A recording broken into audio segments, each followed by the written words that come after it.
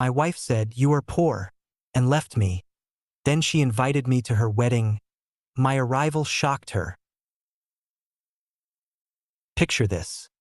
A lavish wedding, hundreds of guests, and my ex-wife is floating down the aisle toward her new life, a smug smile on her face. She thought she'd left her poor husband far behind. Then, just as the priest asks if anyone objects, the roar of a helicopter drowns out his words.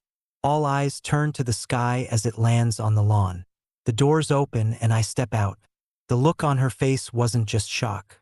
It was pure, unfiltered terror, because she just realized the man she left for being poor had just arrived in a style her new husband could only dream of. Hey, story lover. Welcome to the Narrative Hub, Reddit Stories. Believe me, this adventure gets wild, but it's only epic with you. Seriously, you make this possible. Want more stories? Greater adventure? Smash subscribe right now. Smash like. Comment below. Let's go. But that single cinematic moment of terror was not the result of a year's work. It was the culmination of a lifetime of slights, 1,000 paper cuts of disrespect, and a final brutal betrayal that nearly destroyed me. To truly understand the beautiful, poetic justice of that day, you have to go back. You have to understand the slow, suffocating death of our marriage and the hollowed-out man she left in its wake. Our story, like many, began with hope. I was a young programmer with a vision, and Jennifer Smith was the beautiful, vibrant woman who claimed to believe in it. In the early days, she was my biggest cheerleader.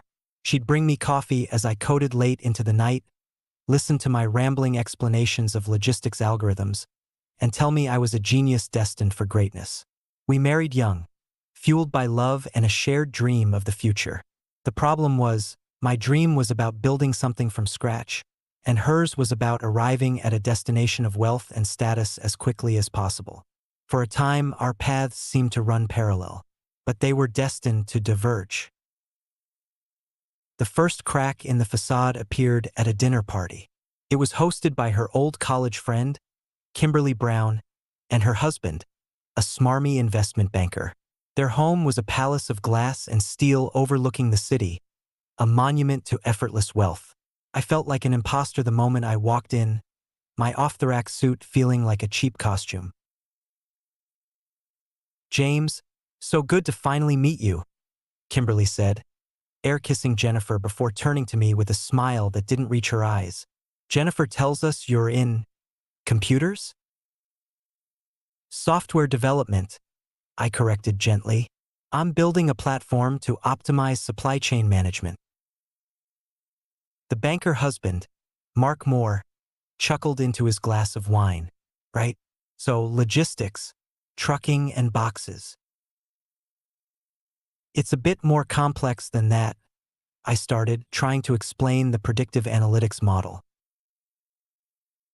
"Oh, I'm sure it is," Mark said dismissively, clapping me on the shoulder. "Good for you. The world needs people to handle the boxes." Throughout the night, it was the same. A dozen subtle and not-so-subtle digs at my profession, my income, my ambitions. They talked about their recent trip to Monaco, their new yacht, the market trends I knew nothing about. I saw Jennifer through their eyes, a beautiful woman tethered to a struggling nobody. She would laugh a little too loudly at their jokes, her posture stiffening every time they addressed me. She was embarrassed. She wasn't my partner that night. She was their ally, silently apologizing for my presence. On the car ride home, the silence was deafening. "They were nice," she finally said, staring out the window. "They were condescending, Jen, and you let them be." "Oh, don't be so sensitive," she snapped. "They're just from a different world. A world where people don't have to hustle for every scrap." It was the first time she used my own word for hard work as an insult. It wouldn't be the last. The cracks deepened over the following months. Our 5th wedding anniversary was the breaking point.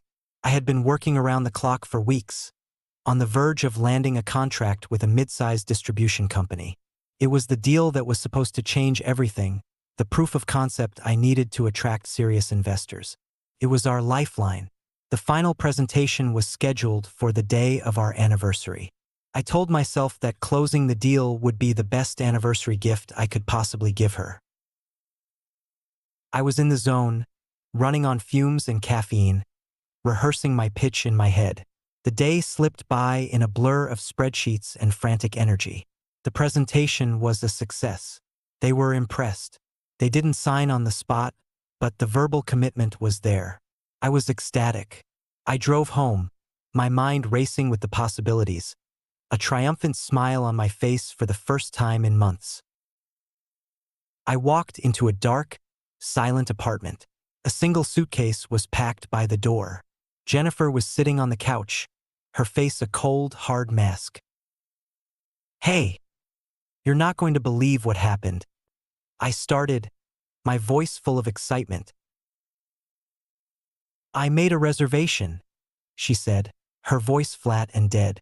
"At La Chain, the place you promised you'd take me when you made it.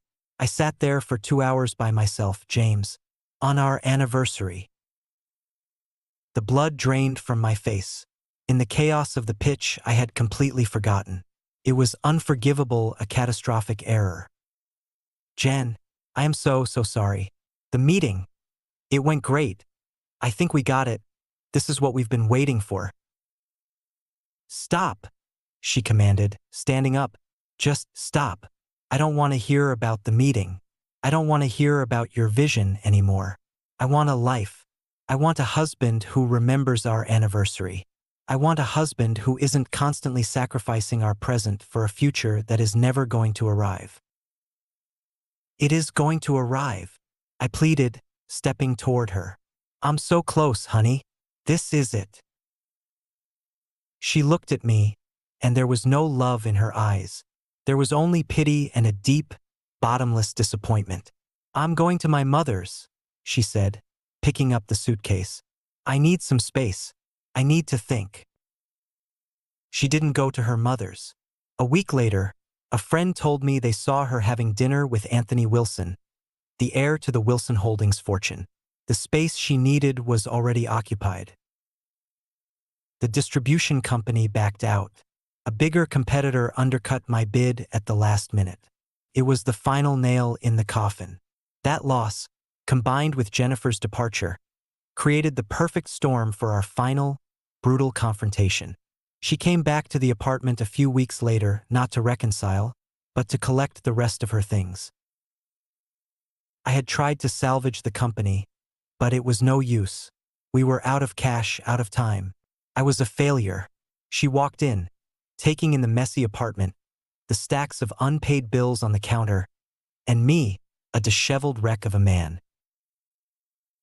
"I can't do this anymore, James," she said, her voice devoid of any warmth. I looked up from the laptop where I was drafting a bankruptcy notice. "Jen, it's just a setback. I can fix this. We can fix this. Just give me a little more time." She let out that same short, sharp laugh from the car ride home after the dinner party. A laugh that cut me deeper than any knife. "Time? I've given you years, James. I've been patient. I've pretended to believe in your little projects and your grand ambitions. But look at us. Look at this place." She gestured around the room, her hands sweeping across our collection of secondhand furniture and fading photographs. "My friends are going on European vacations, and I'm here worried about whether we can afford groceries next week." "That's not fair," I said, my voice cracking. "Everything I did for us." "No," she said, her eyes turning to ice as she looked me up and down, a wave of disgust washing over her face. She took a step closer, and her voice dropped to a venomous whisper, a final, definitive execution. "You're building nothing. You know why? Because you are poor." Each word was a hammer blow. It wasn't just an observation. It was a verdict, a final judgment on my worth as a man, as a husband. She didn't just leave me. She tried to bury me under the weight of that single crushing word. She turned, walked out, and slammed the door, the sound echoing the final, shattering collapse of my world. The weeks that followed were a blur of numb disbelief. I lost the apartment. I ended up on the couch of my best friend, Brian Martin, surrounded by boxes containing the sad, meager remnants of my former life. Brian was a saint. He never judged, never said, "I told you so." Even though he'd had his doubts about Jennifer from the beginning, he just made sure there was hot coffee in the morning and a cold beer waiting for me at night. But his quiet support couldn't penetrate the thick fog of failure that enveloped me. I tried to apply for programming jobs, but my heart wasn't in it. My confidence was shot. Every rejection felt like Jennifer's voice echoing in my ear. "You are poor. You are a failure." I started avoiding calls from my family, ashamed to tell them that my marriage was over and my company was dead. I was a ghost, haunting my own life, sleeping on a lumpy couch in a spare room that smelled of old books and forgotten dreams. One night, unable to sleep, I was scrolling mindlessly through social media, a form of digital self-flagellation, and then I saw it, a picture posted by Kimberly Brown. It was a group shot from a charity gala. There, in the center, was Jennifer, draped in a glittering gown, laughing on the arm of Anthony Wilson. She had never looked so happy, so radiant. The caption read, "So thrilled for these two lovebirds. Some people just know what they want and go for it. Hashtag power couple, hashtag upgrade." Upgrade. That single word sliced through the fog. It was so cruel, so public, so dismissive of everything we had ever been. And in that moment, something inside me snapped. The despair, the self-pity, the grief. It all burned away, cauterized by a white-hot, purifying rage. She didn't get to write my ending. She and her vapid friends didn't get to define me as the before picture in her perfect afterlife. I got off the couch, walked into Brian's garage, and flipped on the light. Tucked away in a corner was a server rack, the last surviving piece of my old company. I plugged it in. The fan's word to life, a faint hum in the silent garage. I sat down at the dusty workbench, pulled up my old code, and started to type. The man who had been wallowing in self-pity was gone. In his place was someone new, someone colder, more focused, and infinitely more dangerous. I wasn't just going to rebuild my life. I was going to build an empire, and I was going to make sure she had a front row seat to watch me do it. The first order of business was confronting my own failure. My original software was good, but it wasn't revolutionary. It was an improvement on existing systems, not a paradigm shift. That's why it had failed. It was safe. I had been afraid to take the massive leap required for a true breakthrough. Jennifer's betrayal had an unexpected side effect. It had burned away all my fear. When you've already lost everything, the calculus of risk changes. You have nothing left to lose. I spent the next month in that garage working with a singular monastic focus. I deconstructed my old code, salvaging the core logic but tossing out the cautious, incremental features. I was chasing a ghost, a theoretical model of predictive logistics that most experts considered impossible. It involved machine learning and quantum-inspired algorithms to not just track, but anticipate supply chain disruptions before they happened, predicting weather patterns, geopolitical shifts, and consumer behavior to reroute global shipments in real time. It was absurdly ambitious. It was my moonshot. Brian would come into the garage and find me surrounded by whiteboards covered in frantic equations, empty coffee cups, and pizza boxes. He was worried, but he also saw the fire in my eyes had returned. "You know, there's a difference between dedication and self-destruction, man," he said one evening, handing me a bottle of water. "It's the difference between a billion-dollar company and a bankrupt one," I replied without looking up from the screen. He sighed, pulling up a rickety stool. "All right, Edison, what's the big idea this time?" I spent the next hour explaining it to him. I laid out the whole audacious vision. I expected him to tell me I was crazy. Instead, he listened intently, his expression shifting from concern to fascination, and finally, to a slow dawning excitement. "James, if you can actually pull this off, it won't just be a good piece of software," he said, his voice hushed with awe. "You'll change the world of commerce. Forever." A week later, Brian came to me with a cashier's check. It was for $50,000. It was a huge chunk of his life savings. "I'm your first investor," he said simply. "Don't make me regret this." That money was a sacred trust. It was the fuel I needed to leave the garage and start building a real team. But I wasn't looking for corporate drones. I needed killers. I needed people who were as hungry and overlooked as I was. My first hire was Joshua White. He was a 22-year-old prodigy, a self-taught coder who had dropped out of college. He was brilliant, but his resume was a mess, and his interview skills were non-existent. The big tech firms had passed on him. I found him on a niche coding forum, where he was single-handedly dismantling the encryption of a major corporation, just for fun. I offered him a modest salary and a significant stake in a company that didn't even have a name yet. He saw the math on my whiteboards and said yes without hesitation.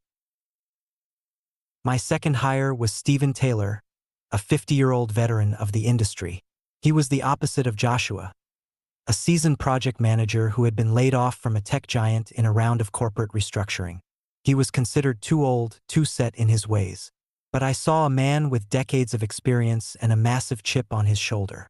He knew how to build teams, manage deadlines, and navigate the brutal corporate landscape.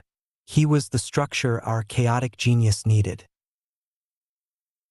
The three of us became the founding members of Apex Innovations. We rented a tiny, windowless office in an industrial park, the kind of place with flickering fluorescent lights and the constant smell of burnt coffee. It was our monastery, our war room. The next 6 months were a brutal, relentless grind. We lived and breathed the code. The line between day and night blurred into one long, continuous development cycle. We weren't just building a product. We were waging a war against the impossible. There were days the math wouldn't work, the algorithms would collapse, and the entire project felt like a fool's errand. The initial seed money from Brian was burning fast, and the pressure was immense.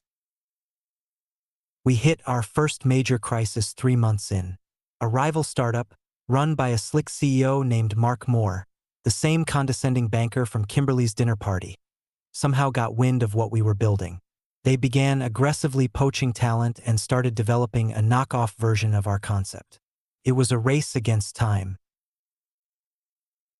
"They have 10 times our funding and a team of 50 engineers," Stephen said grimly during one of our late-night strategy sessions. "We can't outspend them, and we can't outman them." "Then we have to outthink them," I said, pacing the small office. "They're building a product to sell. We're building a weapon. They think the goal is efficiency. They don't see the real power is in the data." We pivot. We don't just offer the software, we become the data brokers. We create a subscription model based on our predictive analytics. We make our platform the indispensable core of their operations. It was a risky shift, but it worked. While Mark Moore's company was busy developing a clunky, expensive piece of software, we were building a sleek, scalable, subscription-based service that was infinitely more agile. We were the David to their Goliath, and we were about to land our first stone. Our chance came at a major tech symposium. We scraped together enough money for a tiny booth in the back, right next to the restrooms. Mark Moore's company had a massive, flashy pavilion at the entrance. All day we were ignored. No one came to our sad little booth. As the day was ending, I saw Kevin Harris, the notoriously gruff and skeptical COO of a massive logistics firm, walking past. He was the whale we all wanted to land. He looked exhausted and unimpressed by all the glitz. On a desperate impulse, I stepped out in front of him. "Mr. Harris," I said, my heart pounding, "give me 60 seconds. That's all I ask." He glared at me, annoyed. "You've got 30. I didn't pitch him the software. I pitched him the result. Next Tuesday, a dockworker strike is going to shut down the port of Long Beach for 72 hours. Your primary competitor is going to have 36 ships stuck in that backlog, costing them about $50 million in penalties. Your fleet, however, will have been rerouted to Seattle 3 days prior, saving you $60 million and gaining you a full week on your competitor's delivery schedule. He stopped and stared at me, his skepticism replaced by intrigue. That's a bold prediction. The unions haven't even voted yet. My platform has already analyzed the chatter, I said, pointing to a live demo on our laptop. It's running sentiment analysis on their private forums, cross-referencing it with economic indicators and historical precedent. The probability of a strike is 94.7%. It's going to happen. The only question is whether you'll be ready for it. He stood there for a full minute, just watching the data streams on the screen. Then he looked at me, a slow, predatory smile spreading across his face. Be in my office Monday morning, and you better be right. The unions voted to strike on Monday afternoon. The news broke on Tuesday morning. The port of Long Beach ground to a halt. And just as our algorithm had predicted, Kevin Harris's main competitor had a fleet of ships stranded at sea. Our phones started ringing before the ink was dry on our contract with Harris's firm. That one audacious prediction was the shot heard round the industry. Apex Innovations went from a nobody to a unicorn overnight. We weren't just a software company anymore. We were prophets of profit, selling the one thing everyone wanted, a glimpse into the future. The money started pouring in. We moved out of the industrial park and into a gleaming office tower downtown, the kind of place with floor-to-ceiling windows and a view that stretched to the horizon. We hired the best engineers, analysts, and strategists in the field. I was no longer the haggard coder in a garage. I was the CEO of one of the fastest-growing tech companies in the country. I bought a well-tailored suit, a respectable car, and a minimalist condo that was the antithesis of the cluttered apartment I had shared with Jennifer. But the success felt hollow. I was winning the game, but I was playing it alone. The anger that had fueled my initial ascent had cooled into a cold, hard resolve. I wasn't just trying to prove Jennifer wrong anymore. I was trying to erase the man she had left behind, the weak, hopeful man who had believed in love and partnership. The new James Anderson was a creature of logic, data, and ruthless efficiency. He didn't have time for vulnerabilities. One of my first moves as CEO was a strategic acquisition. The target was a struggling rival firm that had a piece of mapping technology we needed. The company was More Analytics, run by none other than Mark Moore, the banker who had mocked me at that fateful dinner party. His knockoff logistics company had failed spectacularly, and this was his second, equally doomed venture. I arranged the meeting in our new boardroom. It was a symphony of polished chrome, black leather, and panoramic city views. I made him wait for 10 minutes. When I finally walked in, the look on his face was a priceless cocktail of shock, confusion, and dawning horror. He remembered me. "Anderson?" he stammered, his usual smug confidence completely gone. You're the CEO of Apex?" "I am," I said, taking my seat at the head of the table. I didn't smile. "I believe you're here to discuss the sale of your company. Let's not waste each other's time. My team has analyzed your assets and your debt. Your tech is 6 months from being obsolete, and you're leveraged to the hilt. You're sinking. I'm offering you a life raft, not a luxury cruise." I slid a folder across the table. "That's my offer. It's final. You have 5 minutes to accept it before I walk out that door and let you drown." He opened the folder, his hands trembling slightly. The number was insultingly low, just enough to cover his debts and leave him with pocket change. It was a brutal, cutthroat move. It was the kind of move he would have made. He looked up at me, his face pale, a silent plea in his eyes. I just stared back, my expression unreadable. He had tried to mock me into submission, and now I was buying him like a piece of used furniture. After a long, Agonizing silence. He nodded numbly. "Fine," he whispered. "I accept." As he left the boardroom, a defeated man, I felt a grim sense of satisfaction. It was another ghost laid to rest. But it wasn't the one that truly haunted me. That ghost was about to reappear, not with a whisper, but with an engraved invitation. I was in the middle of a tense quarterly review with the heads of my various divisions. Apex had grown into a sprawling entity with interests in data analytics, investment, and even hospitality. We were a machine, and I was the operator constantly monitoring, tweaking, and optimizing for performance. My assistant, a fiercely competent woman named Patricia Adams, silently entered the room and placed a single, thick envelope on the polished table in front of me. It was out of protocol. Patricia knew better than to interrupt these meetings. I glanced at her. Her expression was carefully neutral, but I saw a flicker of something in her eyes. Pity, perhaps? I ignored the envelope, continuing the discussion about market penetration in the European sector. But the envelope sat there, a stark, cream-colored anomaly in a world of digital projections and sleek black tablets. It radiated a strange energy, a pull from a past I had tried to bury under layers of success and ambition. After the meeting, I sat alone in the silent boardroom, the city lights twinkling below like a conquered kingdom. I finally picked up the envelope. The paper was heavy, expensive. The calligraphy was elegant. My name, Mr. James Anderson, was written in a flowing, almost arrogant script. There was no return address, but I didn't need one. I knew who it was from before I even opened it. The invitation was printed on gold leaf paper. Jennifer Smith and Anthony Wilson request the honor of your presence at their marriage ceremony. I read the words over and over. A cold, familiar rage began to build in my chest. This wasn't an olive branch. It wasn't a gesture of peace. It was a final, calculated power play. It was a meticulously crafted insult, designed to be the ultimate flex. See what I have now. See the life I chose? See the man I'm marrying? This is what you lost. This is what you could never have been. My first instinct was to tear it to shreds, to incinerate it and scatter the ashes from my 40th floor window. Let her have her victory. What did it matter to me? I had won in every conceivable way.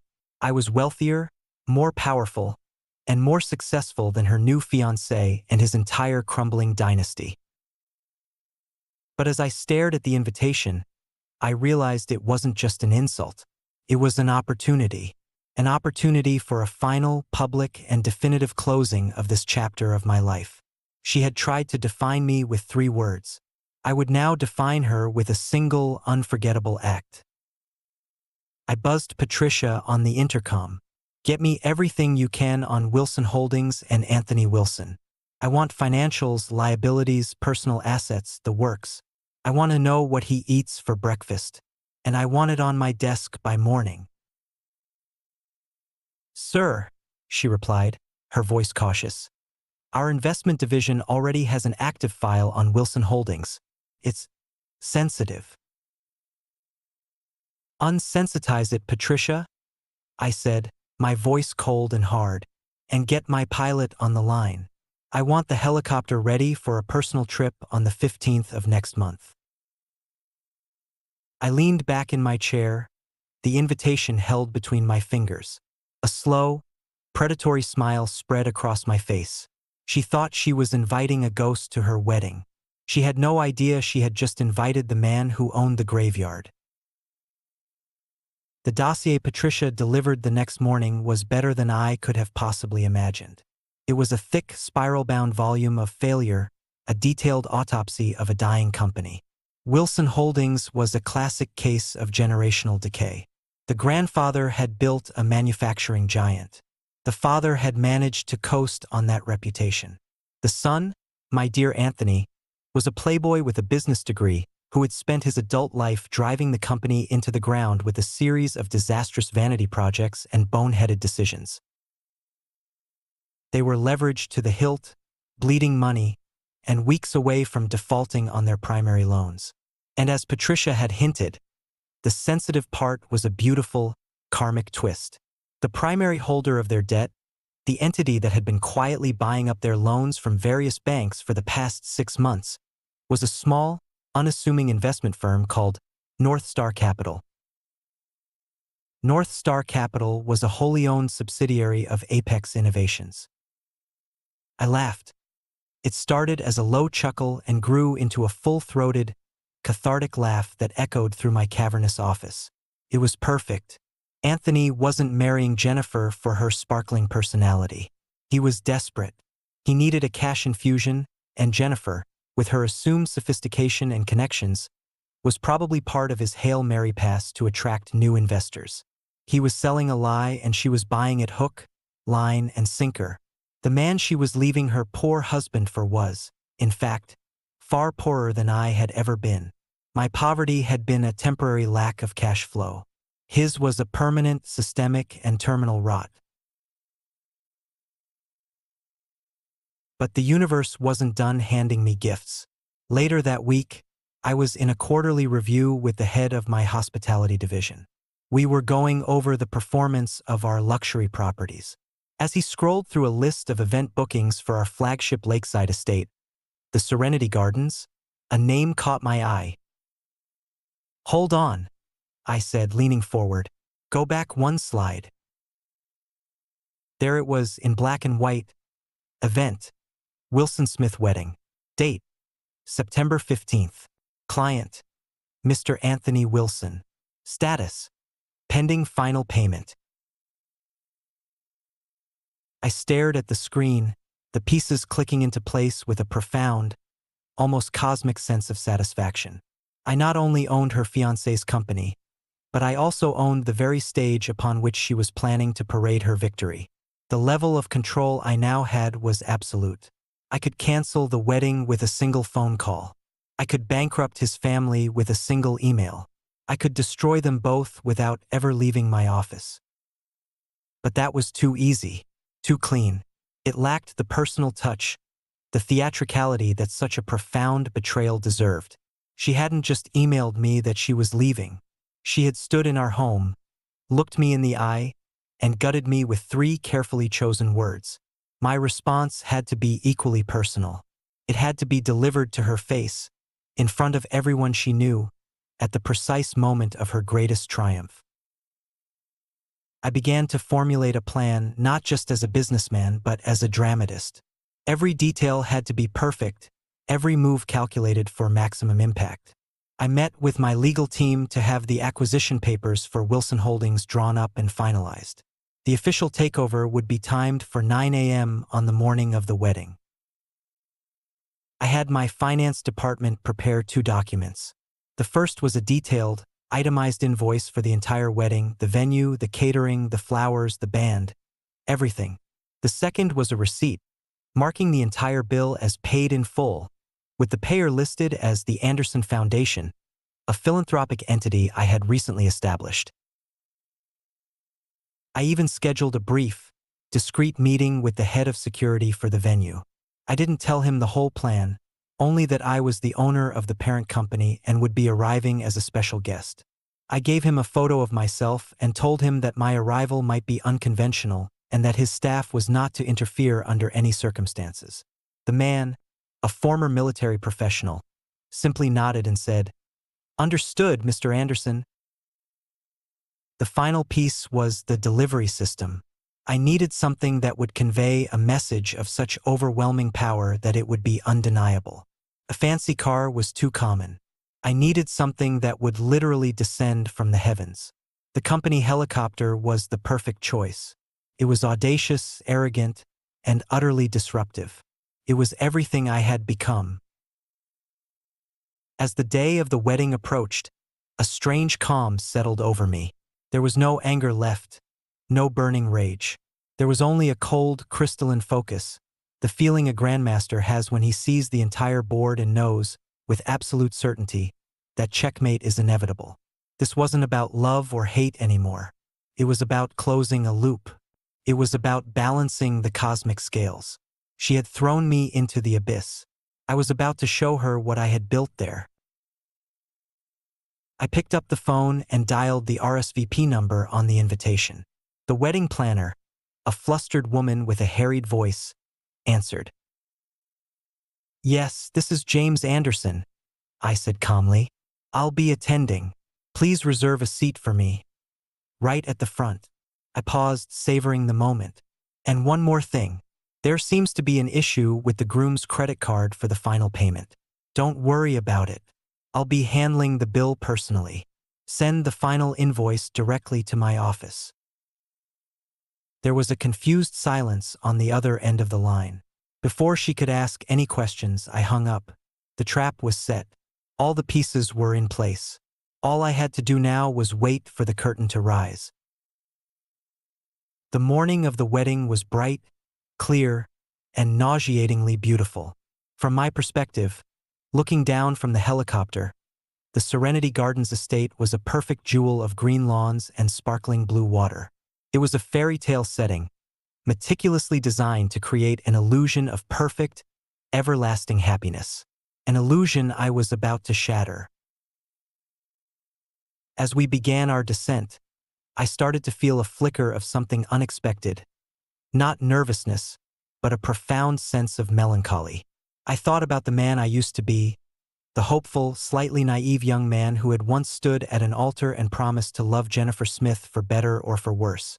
He wouldn't have recognized the cold, calculating person I had become. He would have been horrified by what I was about to do. But that man was dead and buried, and Jennifer had been the one holding the shovel. I spent a few moments thinking about her. I tried to imagine what she was feeling, what was going through her mind. I pictured her getting ready, surrounded by her fawning bridesmaids, including, I was sure, the venomous Kimberly Brown.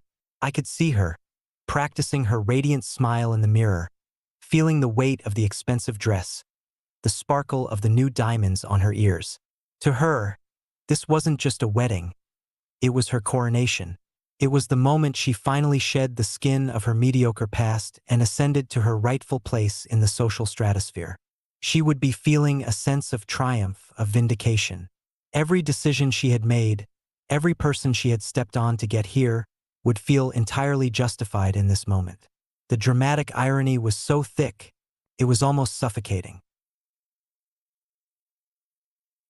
From my vantage point, I could see the guests arriving, a stream of luxury cars depositing men in tailored suits and women in colorful, expensive dresses. They were the same type of people who had looked down on me at Kimberly's dinner party. The elite, the insiders, the people who had made me feel small and insignificant. Today, they were merely extras in my production. We circled the estate once, a predatory shark circling a school of unsuspecting fish. The pilot, a stoic ex-military man named George, looked back at me. "Ready when you are, Mr. Anderson." I looked down at the ceremony already in progress near the edge of the lake. I could see the groom, Anthony, standing nervously at the altar. I could see the wedding party lined up. And then I saw her, Jennifer, on the arm of her father, beginning her slow, regal walk down the aisle. She looked radiant, just as I had pictured. A vision in white, a smug, beatific smile on her face. She was the queen of her own perfect universe. "Let's time this for maximum effect, George," I said into the headset. "Wait for the priest to ask the big question." George nodded. We hovered, the sound of our blades a distant thrum, waiting. We watched as she reached the altar. We watched as she took Anthony's hand. We watched as the priest began his sermon. The moments stretched into an eternity. This was the precipice, the final second before the fall. I took a deep breath, steeling myself. The man I was a year ago would have been heartbroken. The man I was now felt nothing but a profound, chilling sense of clarity. The priest's voice, amplified by a microphone, floated up to us.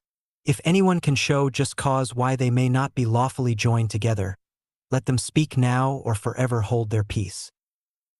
That was my cue. "Take us down, George," I said. Right on the main lawn. Let's make some noise.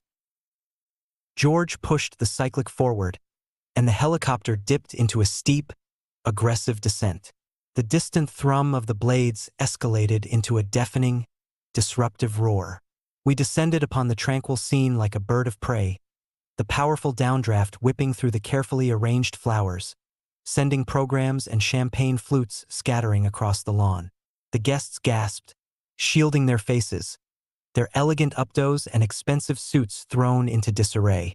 The fairy tale had been violently interrupted by a machine of metal and thunder. We touched down with a gentle bump on the perfectly manicured grass, 100 yards from the altar. The entire wedding party had turned, their faces a gallery of shock and outrage. The priest stopped talking, his mouth hanging open. A dead silence fell over the crowd, broken only by the slowing, rhythmic whump-whump-whump of the helicopter blades. The door slid open. I stepped out. I was wearing a bespoke, dark gray suit that had cost more than my first car. I adjusted my tie, my movements calm and deliberate. For a long moment, I just stood there, letting them all take in the sight, letting the sheer, audacious impossibility of my arrival sink in. I saw her face. Jennifer's smug smile had evaporated, replaced by a flicker of confused recognition. Then, as her brain processed what her eyes were seeing, her face contorted into a mask of pure, unadulterated shock. Her jaw went slack, the color drained from her cheeks, leaving her looking like a porcelain doll that had just been cracked. Her eyes, wide with disbelief, were locked on mine. Her groom, Anthony, just looked pale and bewildered, a dumbfounded expression on his face. He looked from me to the helicopter and back again, as if trying to solve a complex equation that made no sense. His father, Nicholas Hall, the patriarch of the crumbling Wilson dynasty, took a step forward, his face flushed with anger. I began my walk. It was the longest walk of my life. My footsteps were unnaturally loud on the stone path, each one a drumbeat marking the end of her world. The guests parted before me like the Red Sea, their whispers and murmurs following me like a wave. I ignored them. My focus was entirely on the three people standing at the altar: the bride, the groom, and the father of the groom. As I approached, Nicholas Hall stepped forward to intercept me, his voice booming with false authority. What is the meaning of this intrusion? Who in the world do you think you are? Security. I stopped a few feet from him and met his furious gaze with a look of utter calm. There's no need for that, Nicholas, I said, my voice even and clear, easily carrying in the stunned silence. Security works for me. I gave him a thin, cold smile. As for who I am, I'm James Anderson, CEO of Apex Innovations. I believe we had a board meeting scheduled for Monday to discuss your company's insolvency. I decided to move it up. The name Apex Innovations sent a ripple of understanding through the more business-savvy members of the crowd. Nicholas Hall's face went from red to a pasty, sickly white. He knew exactly who I was. He knew that I was the predator who had been circling his company for months. Jennifer finally found her voice, a shrill, panicked shriek. James? What are you doing here? Get out. You're ruining my day. Get out of here. I turned my gaze from the father to the bride. I let my eyes travel over her expensive dress, her perfect hair, the diamonds at her throat. Hello, Jennifer, I said softly. Then I let my voice harden. Ruin your day? I think you have me confused with someone who cares what you think. I stepped past the stunned father and groom and stood directly in front of her. We were so close I could see the frantic pulse beating in her throat. Her eyes were wide with a terror I had only dreamed of seeing. The fear was delicious, but it wasn't enough. I wanted comprehension. I wanted her to understand the full, systemic totality of her mistake. You can't be here, she stammered, taking an involuntary step back. Oh, I can, I said, my voice still dangerously quiet. I'm a guest. You invited me. Remember? I reached into the inner pocket of my suit jacket. For a heart-stopping moment, she probably thought I was pulling out a weapon. Her hands flew to her mouth. Instead, I withdrew a single, elegantly folded document from a leather portfolio. I held it out to Anthony. "A wedding gift," I said. He stared at my hand as if it were a venomous snake. Hesitantly, he took the document. His hands trembled as he unfolded it. It was the first page of the acquisition contract, the one with the final signatures, the one that officially transferred ownership of Wilson Holdings and all its assets to Apex Innovations, effective 9 a.m. that morning. "This might clear things up," I explained, my voice echoing in the dead silence. "It's a confirmation of acquisition. As of this morning, I own your family's company. All of it. The factories, the real estate, the brand. All of it is mine. Your family was bankrupt, Anthony. You were days from liquidation. I just bought you. Lock, stock, and barrel." Anthony swayed on his feet, his face ashen. He looked at his father, who could only stare at the ground in abject humiliation. The great Wilson Holdings was no more. They were nothing more than a new, insignificant division in my empire. That's impossible," Jennifer whispered, her voice barely audible. "Is it?" I turned my gaze fully on her, and for the first time, I let the cold fury I had suppressed for so long show in my eyes. "You were right about one thing, Jennifer. The man you left was poor. He was struggling. He couldn't have given you this life." I gestured around at the opulent decorations, the hundreds of guests, the lakeside view. "He couldn't have afforded a wedding like this, but I can." I reached into my jacket again and pulled out a second document. I didn't hand it to her. I held it up for her to see. It was the invoice for the entire wedding, a staggering 7-figure sum. At the bottom, a large, red stamp read "Paid in full." "This is the final bill for this entire event," I said, my voice ringing with finality. "Every flower, every bottle of champagne, every grain of caviar. It's all been taken care of. By me. Consider it my wedding gift. A parting gift, you could say." I let the words hang in the air, a thick, suffocating blanket of humiliation. The guests were no longer whispering. They were staring, wide-eyed, watching a real-life soap opera unfold, far more dramatic than anything they could imagine. The smug, elite crowd was witnessing one of their own being systematically dismantled.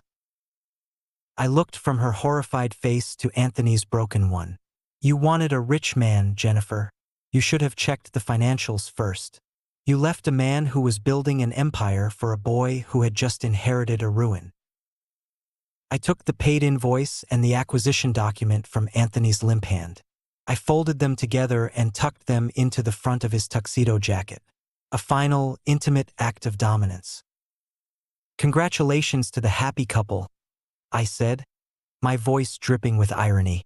Then, I leaned in close to Jennifer, my voice dropping to a whisper only she could hear, echoing the words she had spoken to me in our old apartment.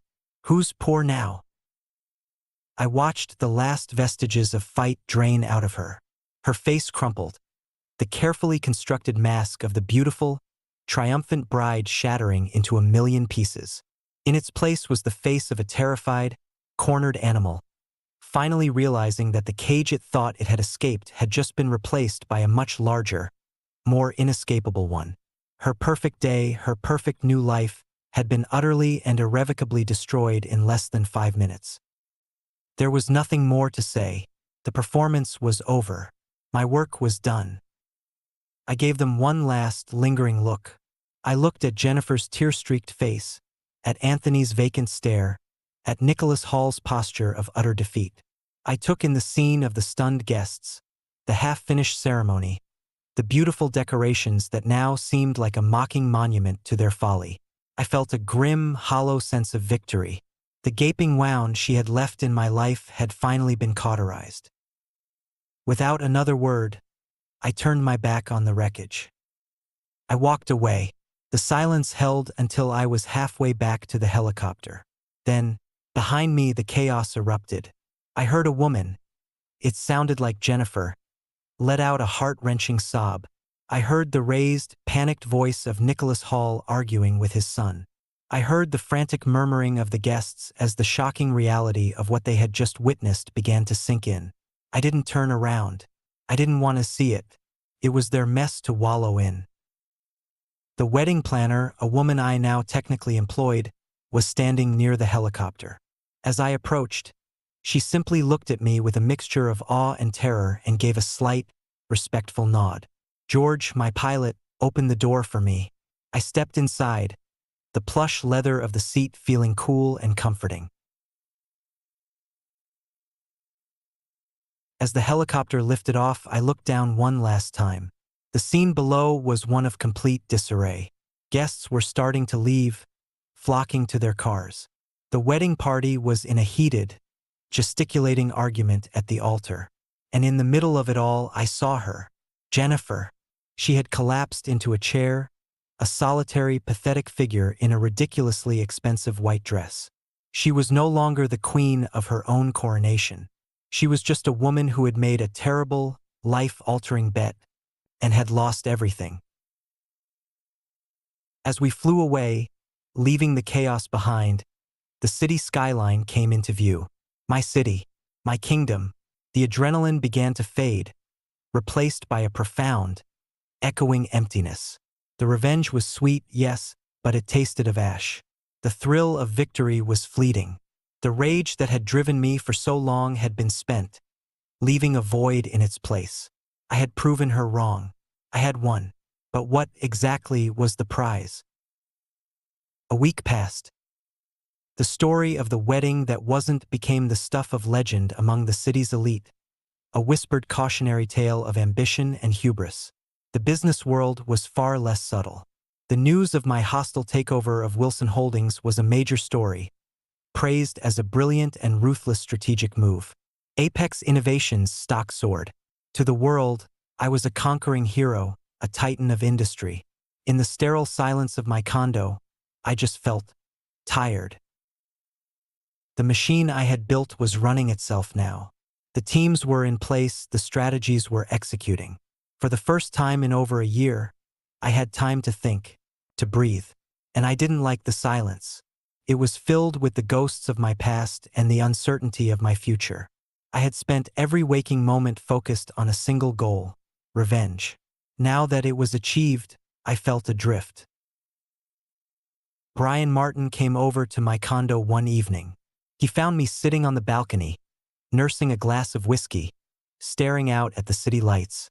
He didn't say anything for a while, just pulled up a chair and sat with me, a comfortable silence stretching between us. He was the only person who knew the whole story, the only one who had seen me at my absolute lowest. "I saw the news," he finally said, his voice gentle. "Pretty spectacular." I took a slow sip of my whiskey. It was a thing. "A thing?" he chuckled. "James, people are calling it the most savage corporate takedown in a decade. You didn't just buy a company. You staged an opera on its corpse." I didn't smile. It felt necessary at the time.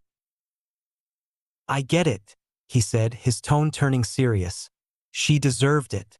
After what she did to you, she deserved every second of it." He paused, looking at me intently. "But I have to ask, man, now that it's done, was it worth it?"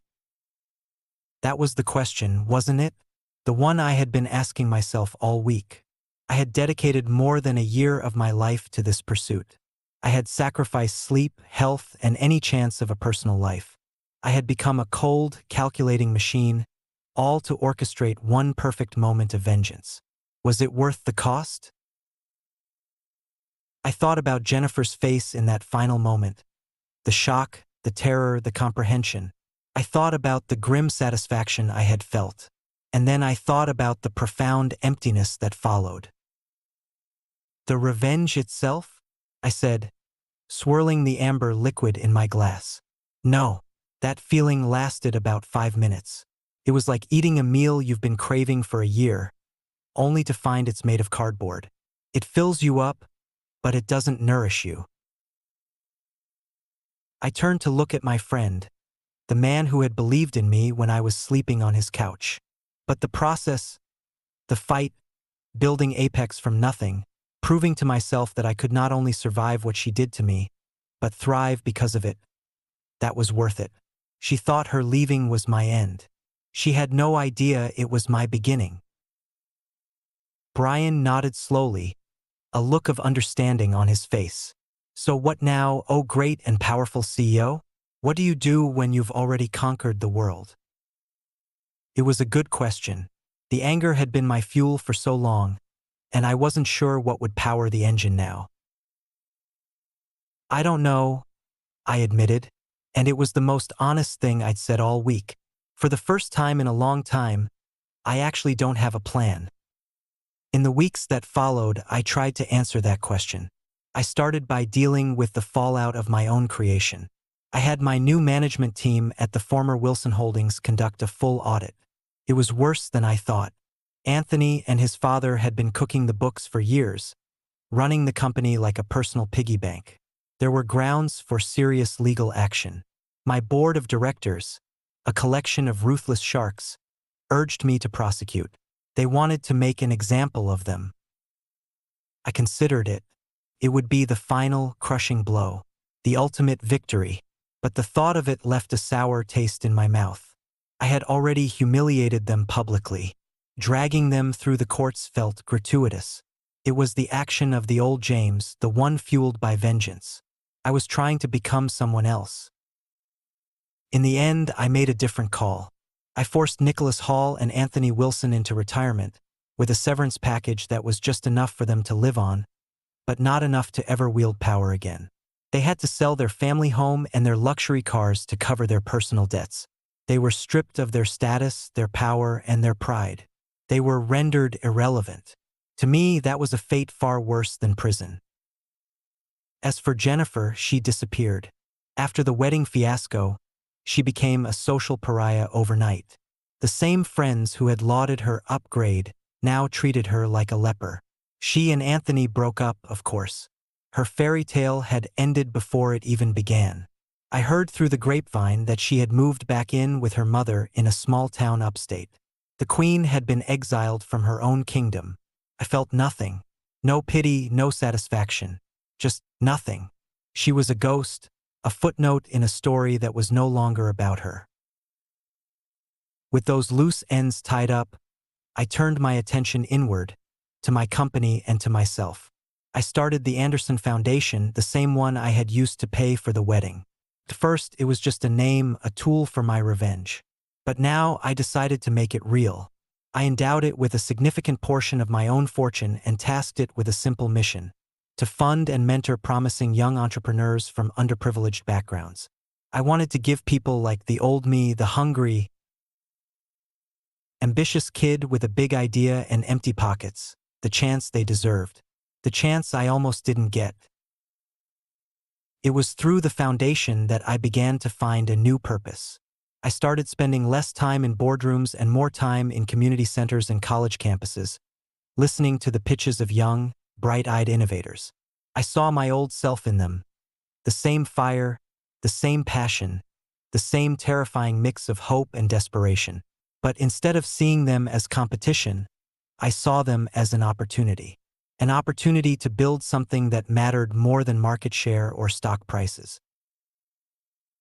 One afternoon, I was judging a startup competition at the local university. The final contestant was a young woman named Dr. Elena Roberts. She wasn't a business major. She was a biomedical engineer. Her pitch wasn't for a flashy app or a social media platform. It was for a low-cost, AI-driven diagnostic tool that could detect early-stage cancers from a single drop of blood. It was brilliant, compassionate, and woefully underfunded. The other judges, all venture capitalists, were skeptical. The profit margins were unclear, the timeline too long. They passed. When it was my turn, I looked at this determined young woman, who reminded me so much of myself in Brian's garage, fighting for a dream no one else could see.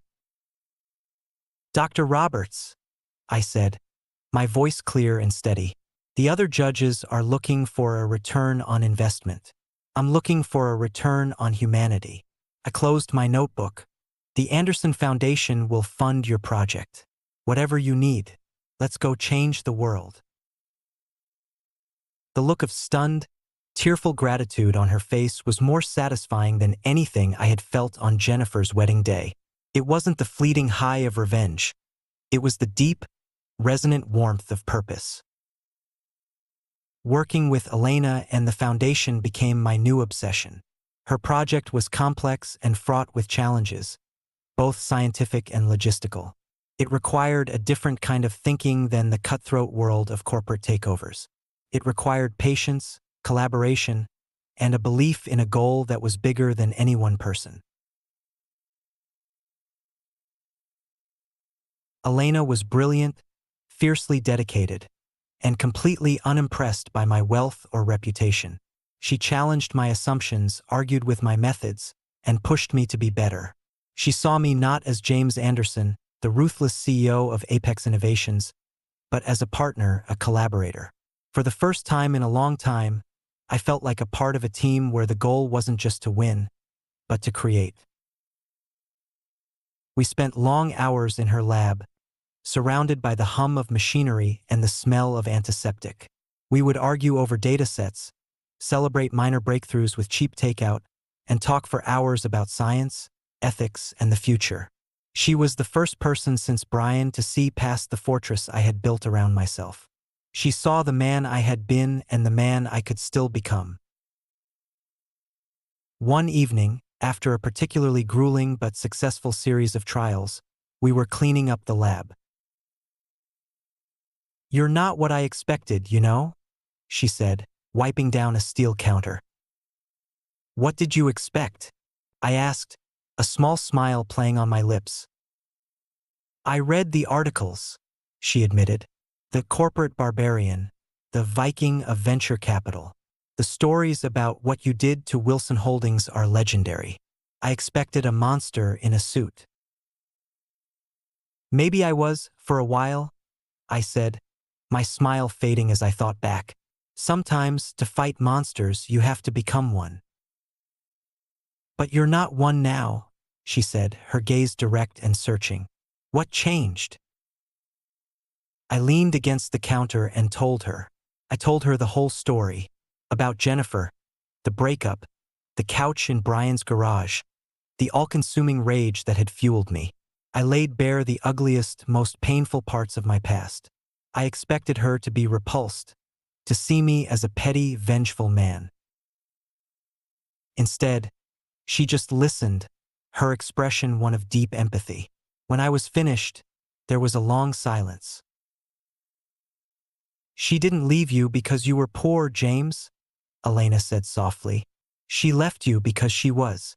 Not in her bank account, but in her spirit, in her character. You can't put a price on that." Her words hit me with the force of a physical blow. In all my quest for revenge, in all my obsession with proving my financial worth, I had never once thought of it that way. She was right. Jennifer's poverty was one of character, a deep-seated insecurity that could never be filled by any amount of money or status. My financial struggles had simply been the excuse she used to justify her own emptiness. It was a profound revelation, a final, quiet exorcism of the ghost that had haunted me for so long. In that sterile, quiet lab, surrounded by the tools of healing and discovery, I finally felt the last shackles of my past fall away. The story was no longer about my revenge on Jennifer. It was about my recovery from her. Life settled into a new, unfamiliar rhythm. My days were a strange but satisfying blend of two worlds. Half my time was spent at Apex, steering the corporate machine, making the cold, logical decisions of a CEO. The other half was spent at the foundation and in Elena's lab, engaged in the messy, hopeful, and deeply human work of building a better future. The two sides of me, the ruthless tactician and the hopeful builder, were finally beginning to integrate. My relationship with Elena grew beyond the professional. It evolved slowly, naturally, built on a foundation of mutual respect and shared purpose. There were no grand romantic gestures, no dramatic confessions. There was just a quiet, comfortable understanding, a sense of two people finding a home in each other's company. Our first real date wasn't at a fancy restaurant. It was a late-night trip to an observatory, where she explained the life cycle of stars, her voice filled with a passion and wonder that I found utterly captivating. For the first time since Jennifer had left, I allowed myself to be vulnerable. I let someone see the man behind the myth, and to my astonishment, she wasn't disappointed. She wasn't looking for a billionaire or a titan of industry. She was looking for a partner. About a year after the infamous wedding, I received an unexpected letter. It was forwarded from my office, a simple, handwritten note on plain paper. The return address was from the small town where Jennifer's mother lived. My first instinct was to throw it away unopened, but curiosity and a sense of finality got the better of me. The letter was from Jennifer. James, it began, the handwriting shaky and unfamiliar. I don't know why I'm writing this. I guess I just wanted to say, I'm sorry. I know those words are meaningless after everything that happened, but I needed to say them. Not for you, but for me. I was a fool. I was so blinded by what I thought he wanted, by the life I thought I deserved, that I destroyed the one good thing I ever had. I heard about your foundation. What you're doing is incredible. The man I left could never have done that. He was still a boy, full of dreams. You're a man who makes dreams happen for other people. I hope you're happy. You deserve to be. I'm not asking for your forgiveness. I don't deserve that. I just wanted you to know that I finally understand. It was never about the money. It was about me. I was Theon who was poor all along.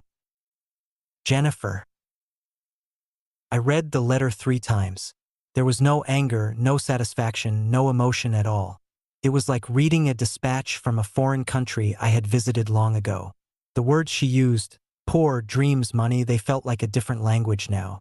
She had finally learned the lesson that Elena had taught me in the lab, the lesson I had to build an empire to understand.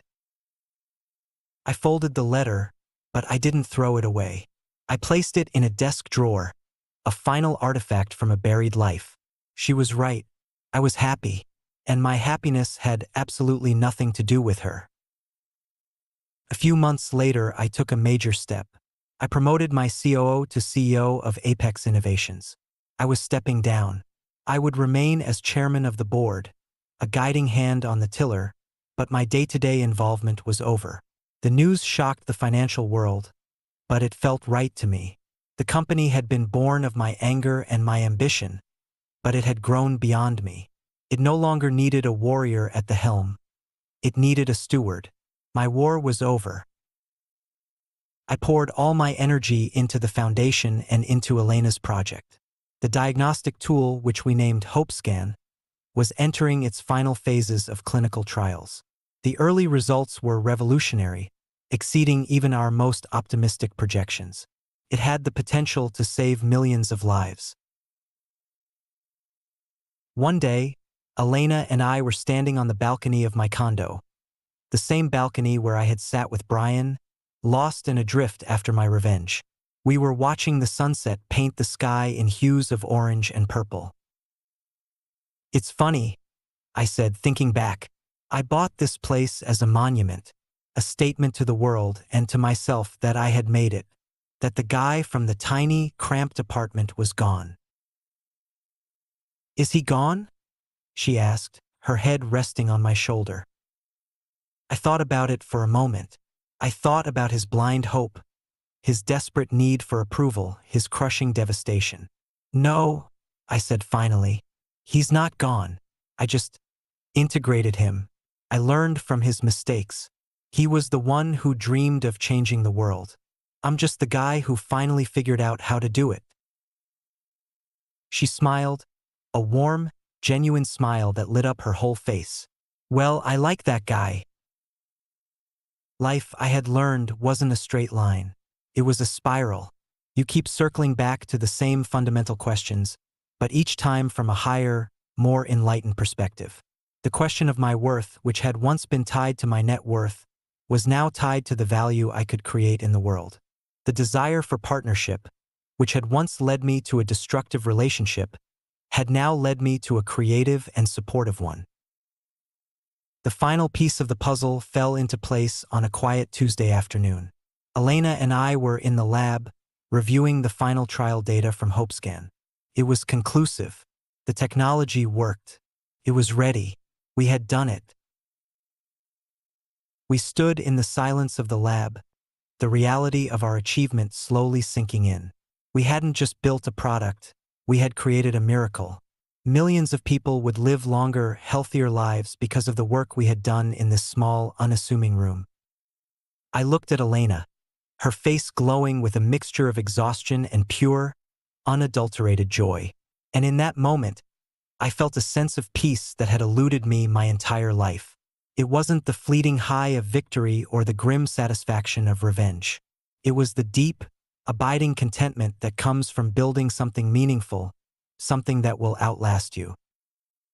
That evening, I took Elena to the observatory where we'd had our first date. Under the vast, star-dusted canopy of the night sky, I asked her to marry me. I didn't have a fancy speech prepared. I just spoke from the heart. I told her that she had helped me find my way back, not to the man I was before, but to the man I was always meant to be. Her yes was as quiet and certain as the stars above us.